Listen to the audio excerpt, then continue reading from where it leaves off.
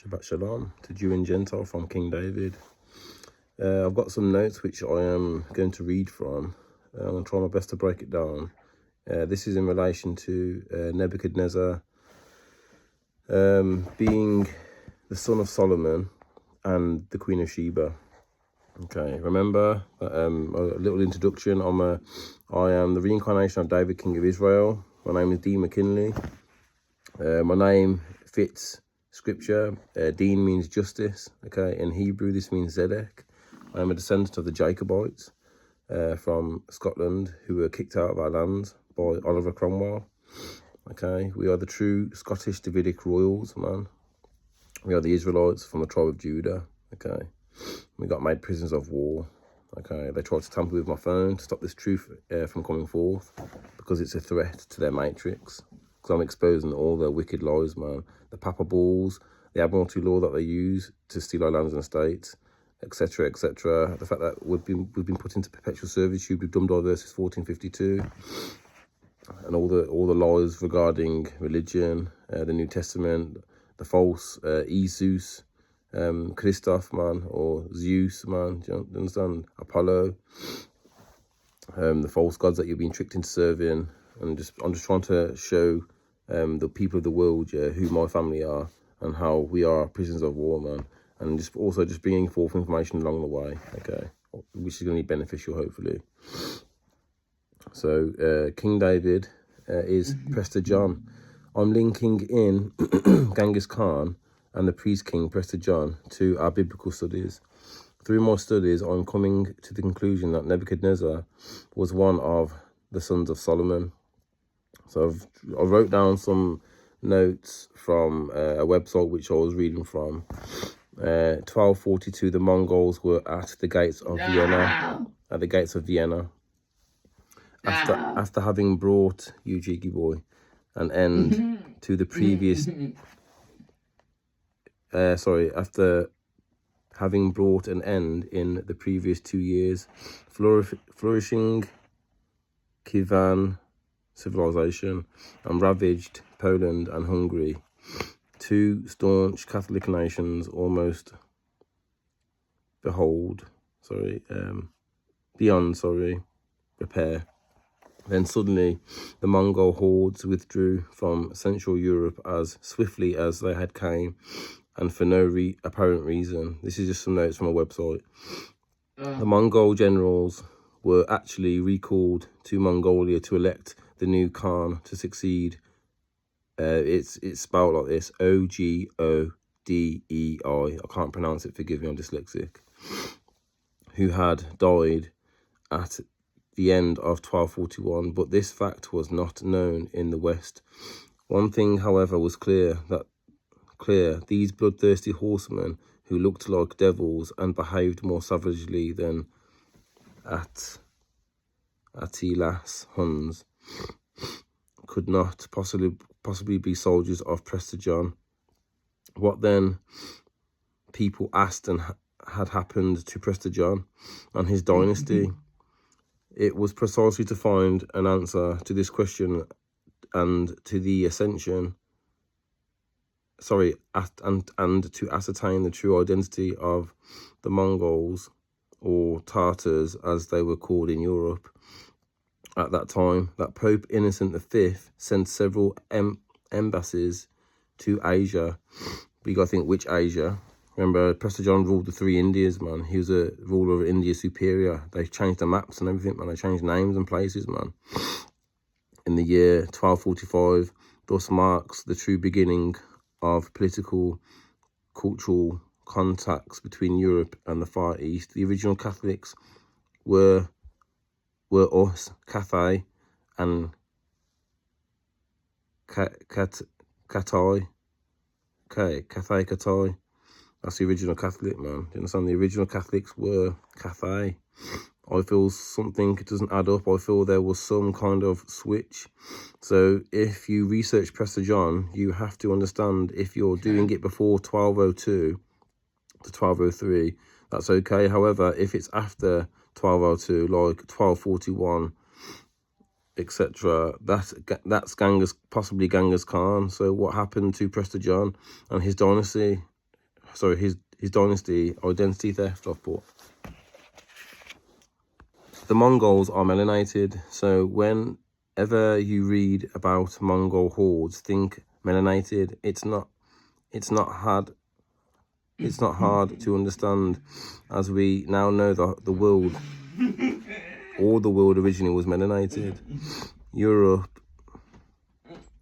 there is information, sorry, and Europe as well, my family, there is information we now know is melanated, understand?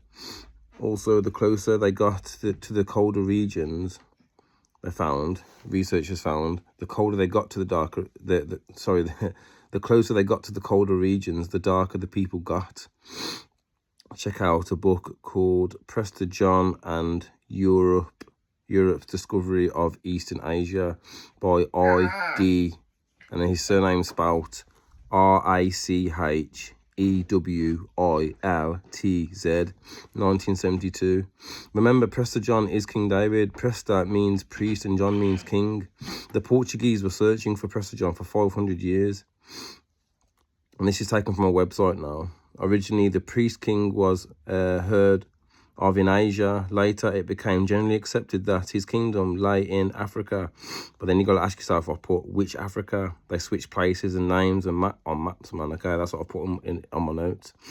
Going back to the research, the website notes. With the growth of geographical knowledge and the discovery of places in which Prester John was not to be found.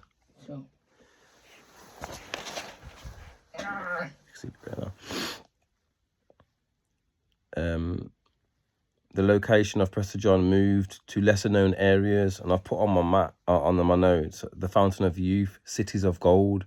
We were the Saracens and pagans. They wrote Papa Balls to come into our lands. That's what I wrote in my notes. Right, back to the notes from the website. The development of the knowledge, development of the legend makes a fascinating study, not only for the sake of wealth and fabulous detail, but also because the belief in the existence of Prester John had a profound effect on history of European exploration and discovery in Asia and Africa. And I've put, or India Superior. I've put, because you have to ask yourself, which Africa, man?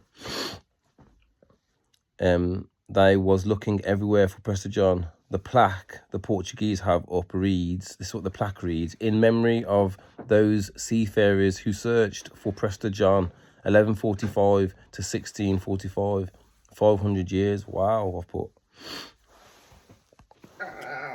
Page 3 of my notes. 1452, they was looking for us.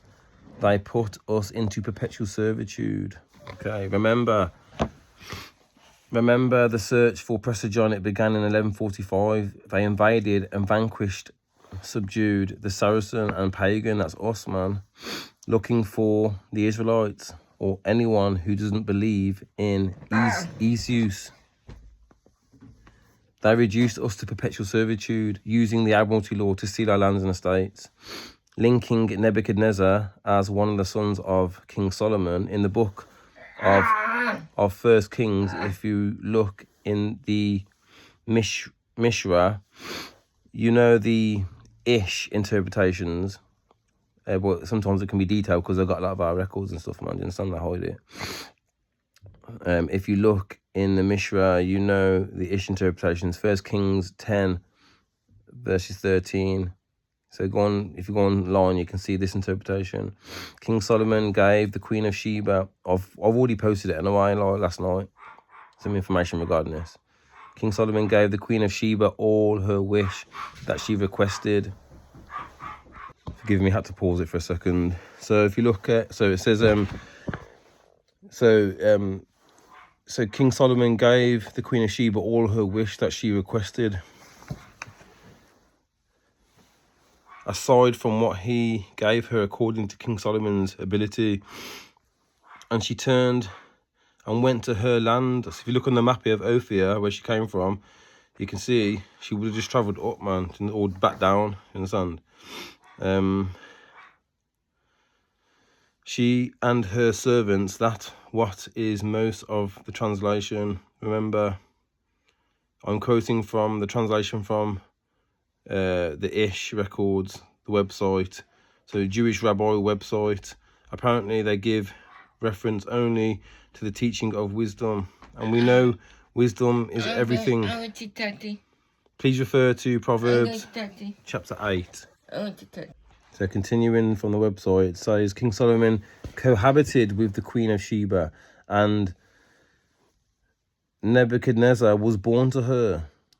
He later destroyed the temple that had stood 410 years in the territory of the 12 tribes of Israel. Aside from what he gave her, gifts, delicacies that one found here, that were found here, and not in her place. This is the land of Prester John. And Solomon was a priest king. Prester John being King David. Remember, Prester means priest and John means king. Now remember, we're in captivity and we're awakening to the truth. This will take time, but if we work together, we can make sense of all the lies that have been fed us, and we can then understand the real truth. We are just trying to understand with new information that's came to light. It would seem Nebuchadnezzar is King Solomon's son, and that is why Nebuchadnezzar had beef. I say beef like was he possibly pushed out from the throne? It's a family affair that would make him the nephew of all of Solomon's brothers from the tribe of Judah. First Daniel 1 verse 1, in the 3rd year of the reign of Jehoiakim, king of Judah, came Nebuchadnezzar, king of Babylon, in Jerusalem. Remember, this all happened in the Americas, man. Just for a second, focusing on the word Babylon, this can be connected.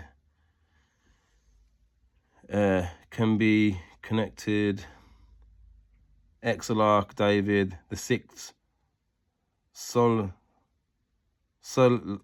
of Babylon. I've posted that online. Forgive me, I'm dyslexic, man. If you please refer to the website genie.com, and then you'll see like the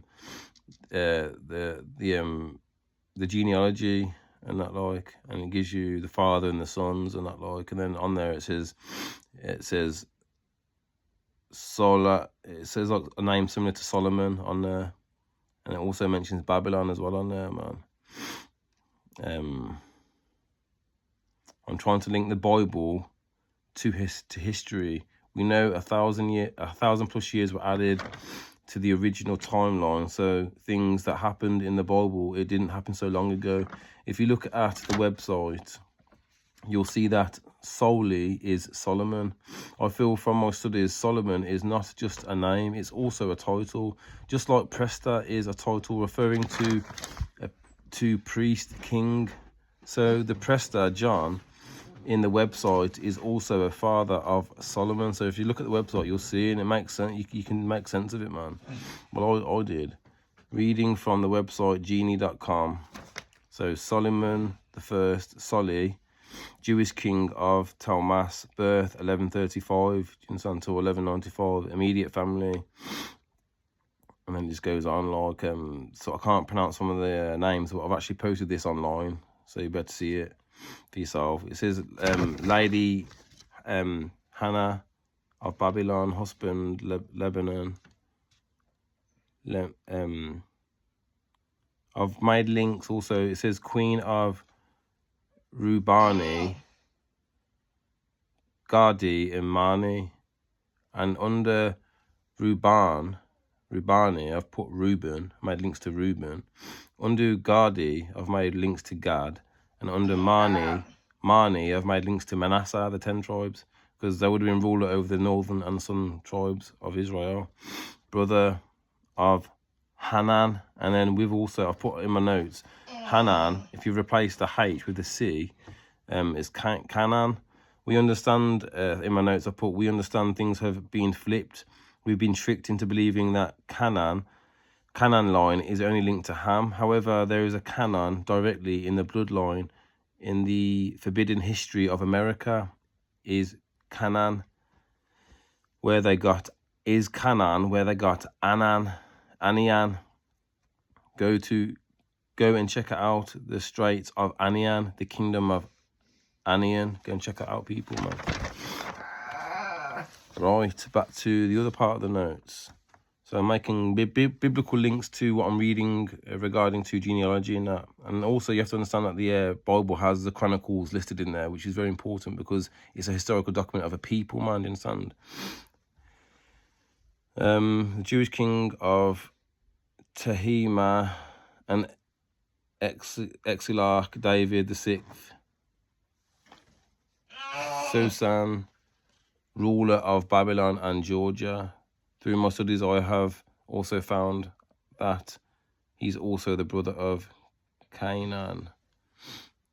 And I put in my notes, the queen of Rubani, ruler of the northern and southern tribes. Judah would also ruled over Reuben, Gad, and Manasseh. Okay.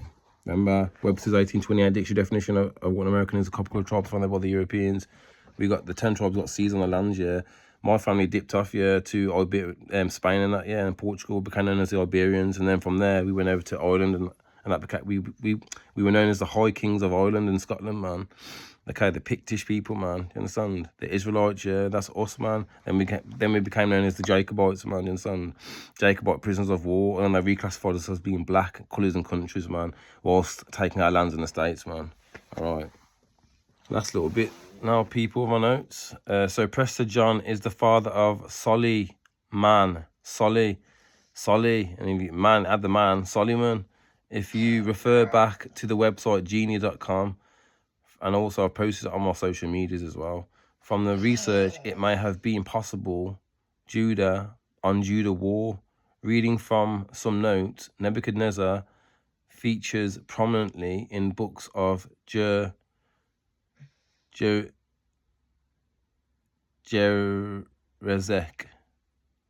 Oh yeah, forgive me. Jeremiah, that's right. I couldn't read. I put it in like a smaller, so my handwriting. So yeah, books of Jeremiah, Ezekiel, Daniel, and later chapters of Kings and Chronicles. Until recently, not many of Nebuchadnezzar's historical records have been found. That's just like I was making links to Genghis Khan as well. That's just like Genghis Khan, man. Were they the same person? Is that why he went to war on Prester John? Because Genghis Khan was warring with Prester John. Nebuchadnezzar is a title. Nebo, protect my boundaries. That's what it means. Nebo, protect my boundaries. And who is Nebo? Nebo is in Moab, Utah, man. Okay, people, let's go. Get in the drippy drip drip. Drippy drip drop. Nebo is Moab, Utah, Judah, Yehuda. Do you understand? Like I told you, man, the Americas is our lands, man. All the biblical events happened in the Americas, man. Nebo, Utah, or Judah. So making links to Genghis Khan being from the tribe of no, that's incorrect, that part. Anyway, yo, that's all the notes I've written down so far. I've came to that conclusion, man, and I mean, see what conclusion you come to, people, man. Let the Spirit of the Most High rest upon you. But we have been lied to, so we're just trying to make sense of everything, man. There's lots of people out there lying or mixing truth with lies. I mean, we have to use our discernment, you understand? Thought I'd bring this forth for the Sabbath day. I hope you enjoy the rest of your Sabbath day, people. Praise the living Creator, higher. Yeah, man, until next time, Shalom. Peace.